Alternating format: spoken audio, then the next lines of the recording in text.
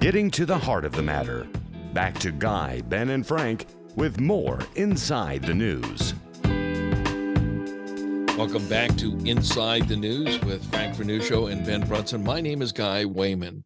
All right, this has got some leadership here. Let's just start right away with the death of some. Oh, first, let's go back in time a little bit to what we were just talking about, because Frank, you wanted to make a point about something that we just talked about in the second segment before we move on.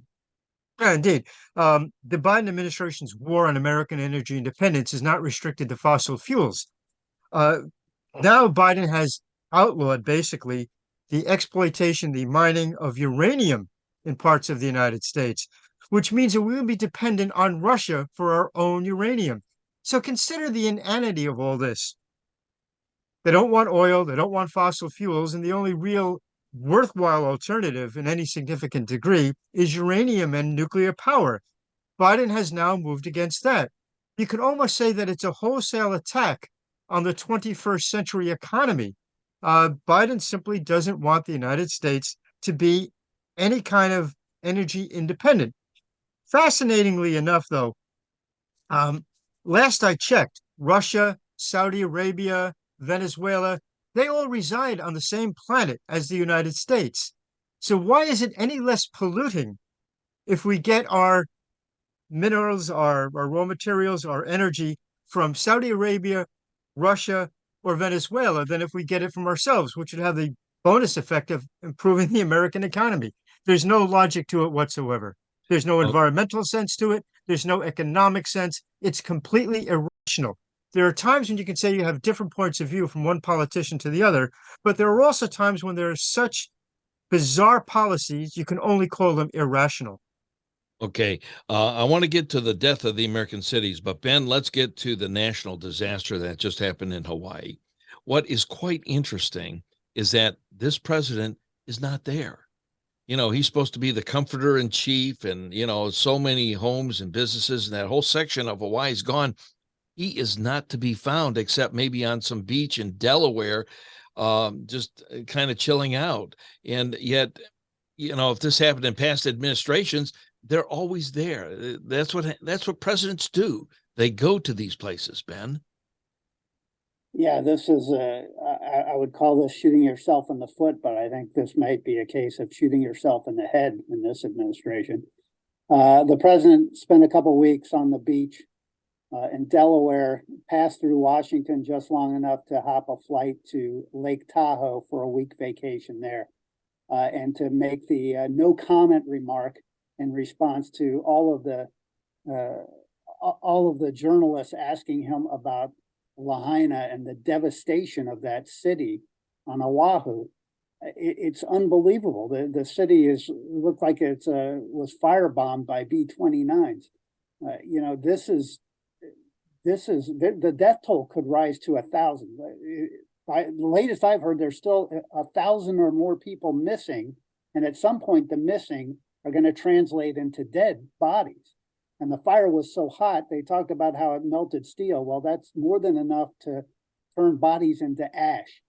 And so this is a travesty that is really horrendous. This may be the largest death toll from a natural disaster in this country, certainly since the hurricanes of many decades past. And we have an administration that just has shrugged their shoulders. Who cares? Not even the vice president is smart enough to hop a flight and go out to Hawaii and show that you have some level of empathy and concern for the people. There's not a word coming out of this administration about it. It is the most bizarre thing. This is an overwhelmingly Democratic state that supports your administration, and you can't even find the effort or energy to interrupt a few minutes of your vacation time. I mean, we have a president who will be on vacation, I guess, roughly half of his presidency, and he can't interrupt that to give a speech saying how horrible it is what's occurred, and that the full resources of the federal government are there to help Hawaiians, which is pretty much all he had to say to at least show something. It's truly bizarre. We have a president who's just totally checked out at this point. Frank, Ben was mentioning those natural disasters. It reminds you of the Chicago fire that happened, and then the San Francisco earthquake. I believe that was in 1906 or something. That it goes back a ways, but there's many of these disasters. Maybe it wasn't 1806, 1906, because and then Bank of America had to jump in and help and things of that nature, and anybody who had wood. Because all that wood burned up in that San Francisco earthquake, they came in and they were barging in wood from all over to help people out there in San Francisco. And as Ben was saying, no help from anything. Yeah. What happened on the island of Maui is, and the attitude of the Biden administration is reflective also of what they did in Palestine with the train disaster that occurred there.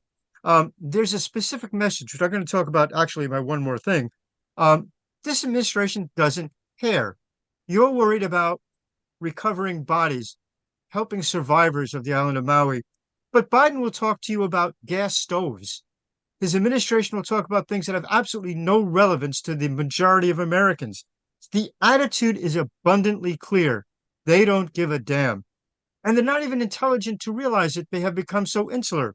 My 4-year-old granddaughter would talk about, she saw it on TV and she said, "That's terrible. I feel so bad for those people." The Biden administration couldn't even say that. It's now been days since this disaster occurred. Nothing from the White House. Nothing at all. It's incredible. It's a clear sign this administration doesn't give a damn about the people it's supposed to represent. Okay, we've got a couple minutes left in this segment here. Ben, the death of the great American cities. Oh, well, left-wing policies have results. And when you defund the police and you decriminalize shoplifting and everything else, economics work.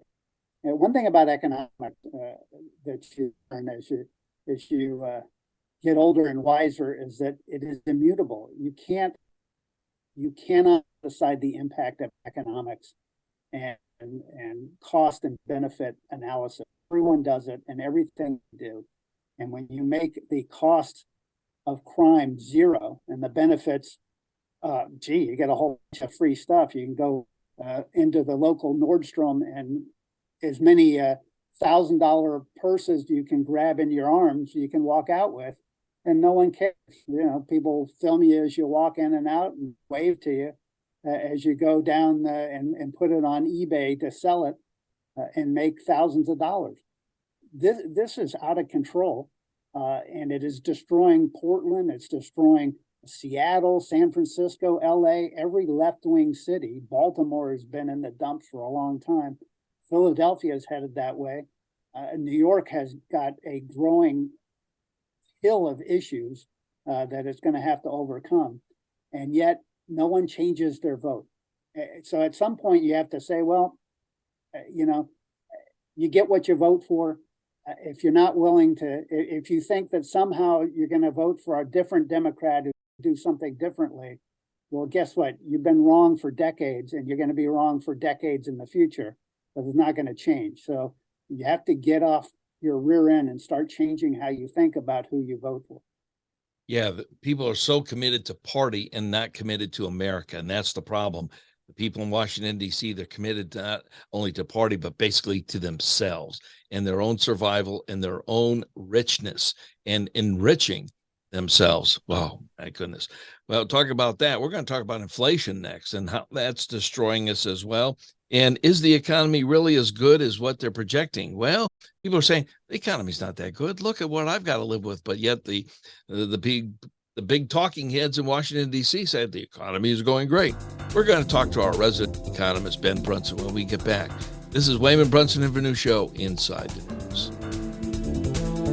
You're listening to Wehman, Brunson, and Vernuccio Inside the News.